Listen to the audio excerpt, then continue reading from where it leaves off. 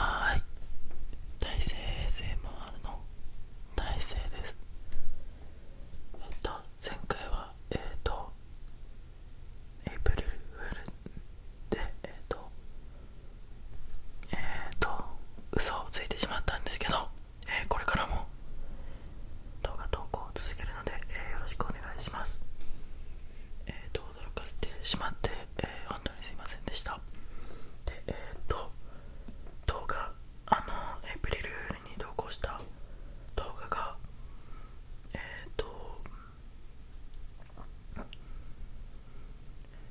3月31日に投稿日がなってたんですけど、多分それは4月1日の朝6時に出したんですけど、ちょっとした他の YouTuber さんもなってたんで、そういう風にちょっとしたトラブルか何かだと思うんですけど、気にせずに次のっていうか動画を撮っていこうと思います。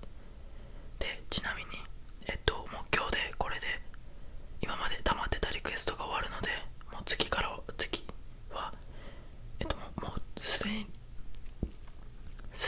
リクエストをいただいてるんですけど、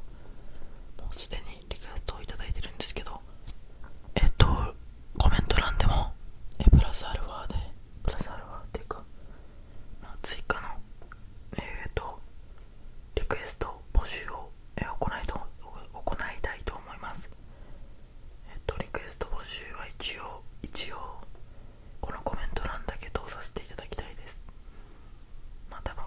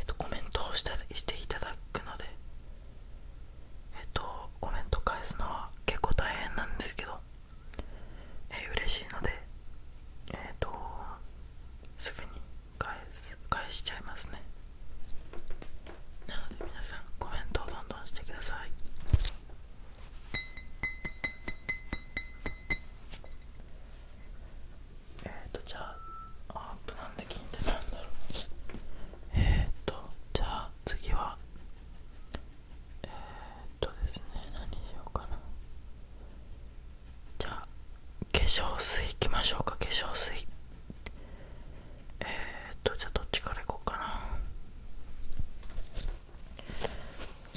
じゃあまずオキシモイストローション顔用しっとり化粧水からやっていきましょう。